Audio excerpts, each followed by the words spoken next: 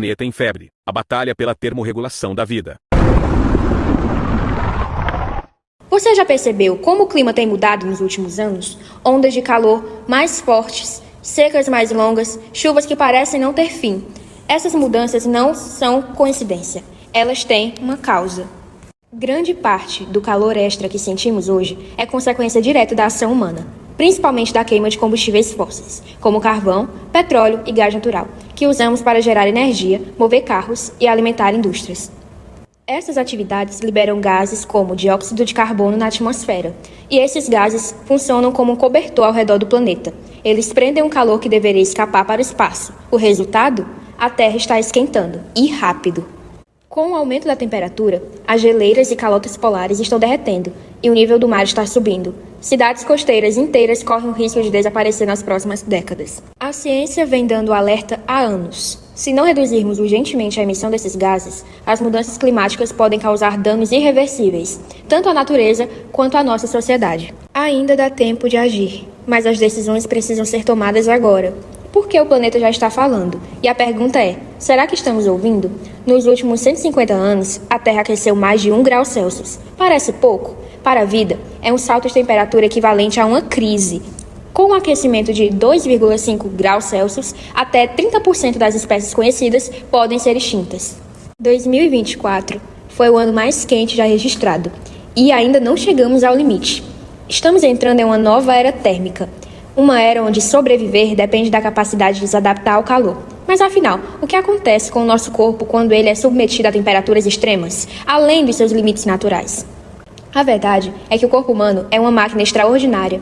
Hoje, conseguimos viver nos polos congelantes, nas florestas tropicais e até em desertos como este.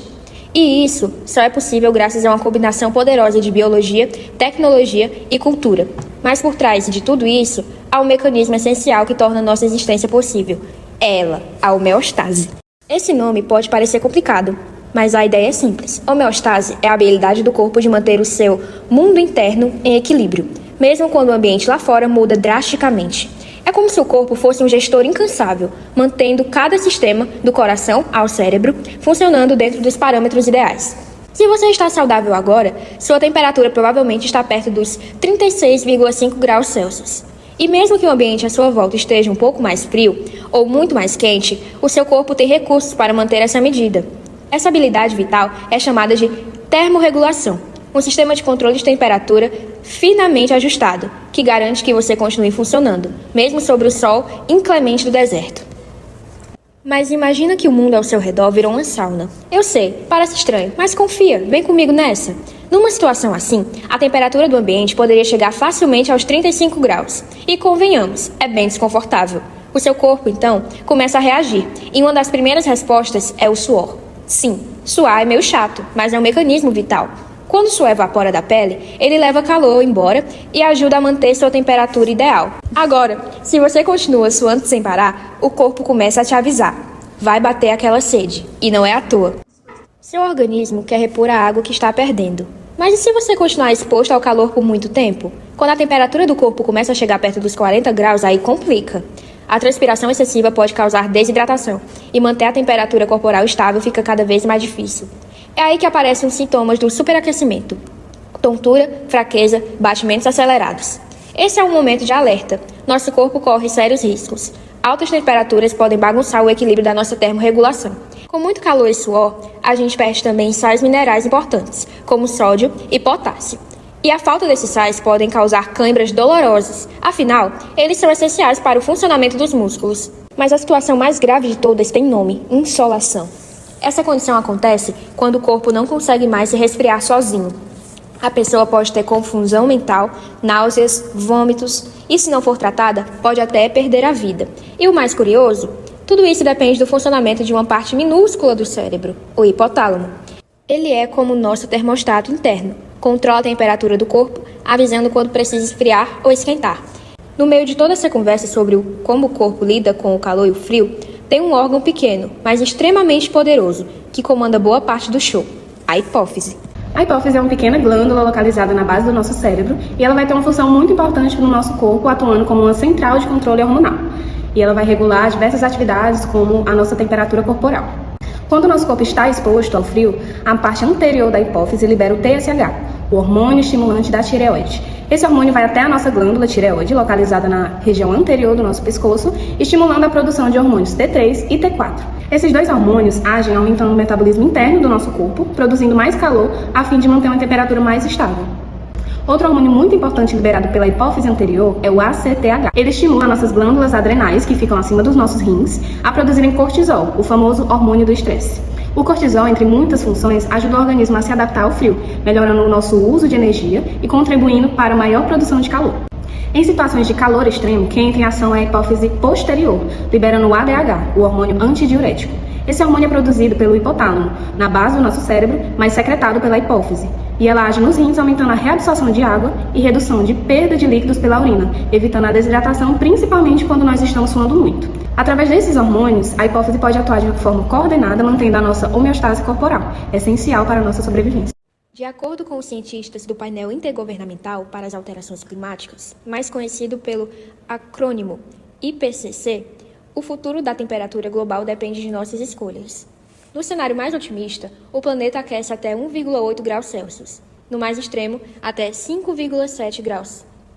Durante a história da vida na Terra, uma estratégia interessante surgiu: permitir que a temperatura do corpo variasse junto com a do ambiente. E olha, funcionou por um bom tempo. Na verdade, essa foi a regra por aqui durante os primeiros 3,5 bilhões de anos de vida. É o que a gente chama de ectotermia. Animais ectotérmicos não conseguem manter a temperatura do corpo sozinhos. Isso significa que eles dependem diretamente do ambiente para se aquecer ou se esfriar. Quando o clima está frio, eles ficam mais lentos, quase parados. Mas quando esquenta, aí sim, o metabolismo acelera, eles se tornam mais ativos. É como se o Sol fosse o botão liga-desliga do corpo deles. Mas cerca de 260 milhões de anos atrás, tudo começou a mudar. Uma nova estratégia surgiu e ela mudou o jogo: a endotermia. A endotermia é a capacidade de manter a temperatura do corpo constante, independente do frio ou calor lá fora. É o que acontece com a gente, os mamíferos, e também com as aves. Assim como nós, os passarinhos conseguem regular o próprio calor interno, o que ajuda a manter um metabolismo mais alto. É essencial para quem precisa voar longas distâncias, migrar de um continente a outro ou simplesmente viver com energia o dia inteiro. Mas nenhum organismo sobrevive muito além do seu limite térmico, e esses limites estão sendo testados. Os répteis possuem uma faixa estreita de temperatura para conseguir sobreviver e se reproduzir. Quando essa faixa de temperatura é ultrapassada, eles desaparecem. Estima-se que mais da metade dos lagartos do México vão entrar em colapso em até 2080, e eles não são os únicos. Aves entram em colapso em temperaturas acima de 31 graus em bulbo úmido. Morcegos rapodas na Austrália têm morrido aos milhares por conta das elevações de temperatura. E falando sobre a pecuária, acima de 26 graus de bulbo úmido, o gado já produz menos leite. Até 2050, espera-se uma queda de 4% da produção mundial. As plantas estão adiantando sua floração. A água evapora mais rápido, o solo seca. Os polinizadores se perdem no tempo. Com isso, a produção global de alimentos deve cair 8% até 2050, mesmo com estratégias de adaptação.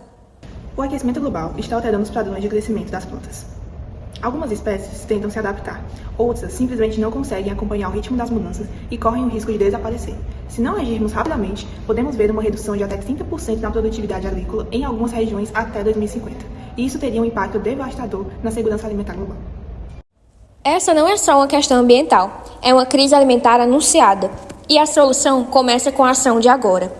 Entre 2014 e 2016, uma onda de calor no Pacífico matou 4 milhões de aves marinhas, a maior mortalidade de vertebrados já registrada.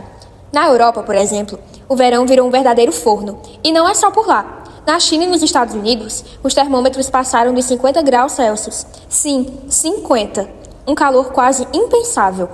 E a situação ficou tão crítica que em alguns hospitais dos Estados Unidos, os médicos começaram a usar sacos de cadáver cheios de gelo, não para guardar corpos, mas para resfriar pacientes vivos que estavam à beira de um colapso térmico.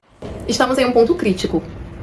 Se não reduzirmos drasticamente as emissões de gases do efeito estufa, as próximas gerações vão viver em um mundo muito diferente, com temperaturas extremas que vão transformar a vida como conhecemos.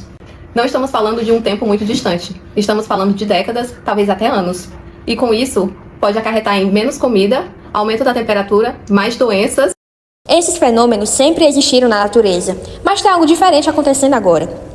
Com o avanço do aquecimento global, essas ondas não estão apenas mais comuns, elas estão mais intensas, mais longas e, claro, muito mais quentes. E isso não é só impressão ou exagero. A própria Organização das Nações Unidas já deu o alerta. Não estamos mais na era do aquecimento global. Estamos na era da ebulição global.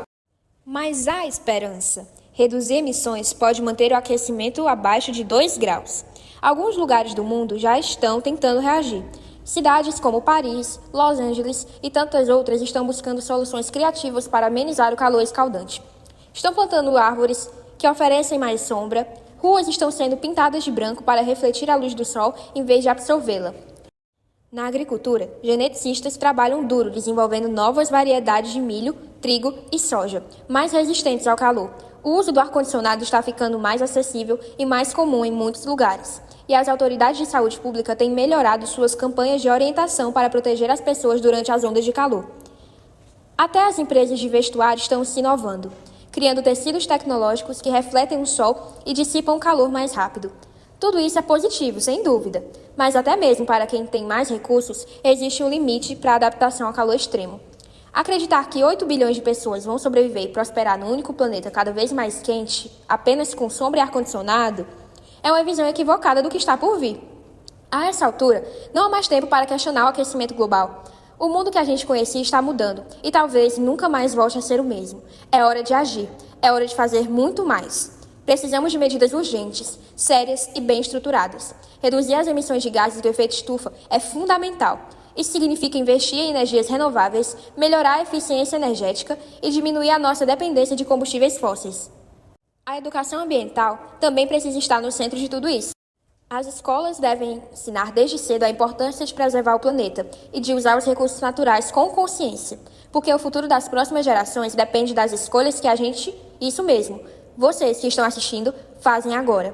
Essa história parece preocupante? Pois é porque ela é. Esse é, sem dúvida, o maior desafio da nossa geração. E se a gente quiser mesmo ter um futuro para cuidar, precisamos começar agora. O planeta suporta calor, a tecnologia também, mas o corpo dos seres vivos, não. Estamos ultrapassando os limites biológicos da vida. A pergunta não é mais se o planeta vai aquecer, mas quanto da vida ele vai levar consigo? Salve o planeta!